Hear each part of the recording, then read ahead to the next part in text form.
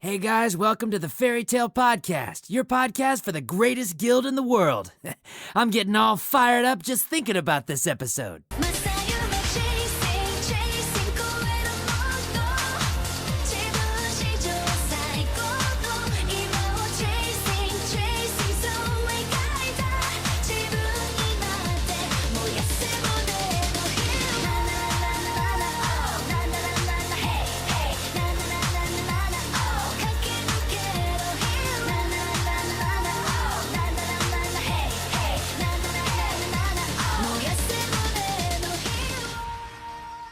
So, hey guys, what's up? Natsu here, and I thought I'd take a second to explain why everything's different.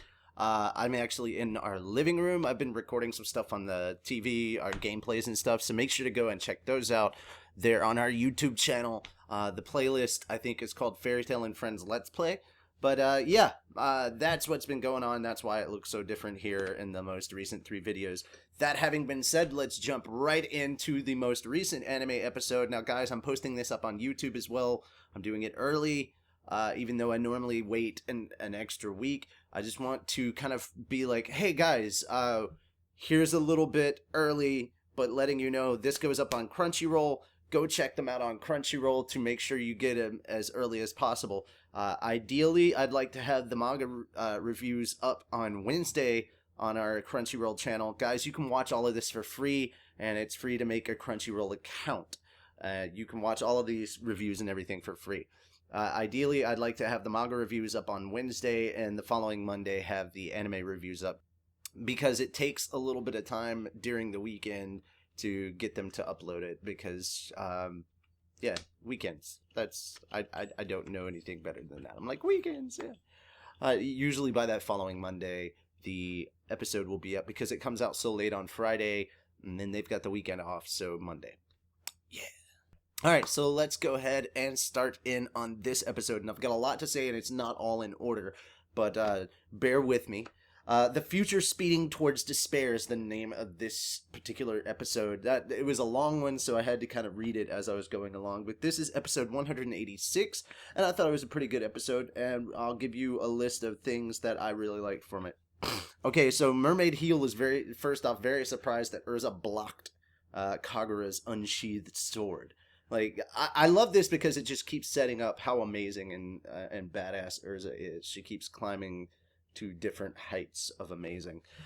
Even though Urza claims that she killed Simone, or Simon, depending on what version you watch, she refuses to let herself be killed. I like this because it's definitely playing a part of what Natsu did at the end of the Tower of Heaven arc. He's like, no, you don't die for us, you live for us, you know?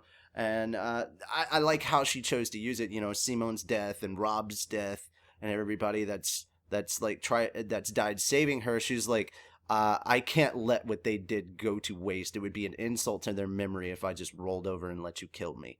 I like that sentiment. That's really, really good. And I think that's kind of also another thing that sets Fairy Tail very much apart from other series where somebody might fall on their sword because of people that have that they have wronged or whatever. Always trying to make amends, but Urza likes to make amends in a different way, and I like that. Especially coming off of a show like Game of Thrones, I really am happy to have Fairy Tail. Kagura gets saved. Urza saves Kagura from being captured and enslaved with everyone else. So we get a little bit more flashback, but it wasn't nearly as much as last time, and I actually like this because it is specific. It's a specific plot device that definitely it changes. That explains why there's such a change in Kagura's demeanor, and I love that. So when they were little, their village got raided. Urza, Simon, Simone, and Minerva, or not Minerva, but Kagura were all in the same village, and Urza hid Kagura so that the guys that were raiding the village and kidnapping people would not find her. And thus Kagura avoided having to go through the hell of working on the R system with everyone else. So I liked that little story, that little side bit of story that actually, you know, turns Kagura more to Urza's side of things. And so Kagura gets saved by Urza, and then she pushes her out of the way of falling debris. The debris falls on Urza. Kagura moves the debris off of Urza so that even though she's injured her leg, it seems like there's at least a momentary peace between the two of them. Then Minerva shows up with sneak attack and fucking puts Kagura down. So that's 5 points for Sabretooth right there. But wait. Oh, Miliana drops out and she's defeated. So that's 6 points for Sabretooth. If anybody's counting right now, they may win the House Cup.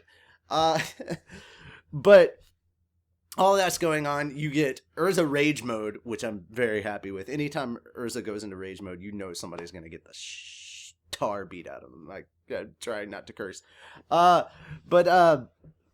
So they jump far into the lead, at least I think by 5 or 6 points. Then we move on to other battles that are going on. I like that this is Grand Magic Games final day focused. You've got Luxus and Orga, which is interrupted eventually by Jura, which can't wait for that 3-way battle. Rogue versus Gagiel. Now that was kind of interesting. They exchanged a few blows and Gagiel's just like, yeah, you're not even in my league. Walk away. And then Rogue turns around and says the one thing he should not say. He says that Natsu is stronger than Gagiel. And Gagiel's like, what the hell did you say? And so, yeah, if you want to goad Gagiel into fighting, apparently tell him he's weaker than Natsu. That will do it every time. Then we move back. We have the return of the Groovia moments. Gray and Leon show up during Sherry and Juvia's fight, and the outcome could not be funnier. So we're back to the Leon, Gray, Juvia, and Sherry love square. It's so weird. It's so weird. But it's funny as hell to watch it unfold. And then the rescue team gets some explanation from future Lucy.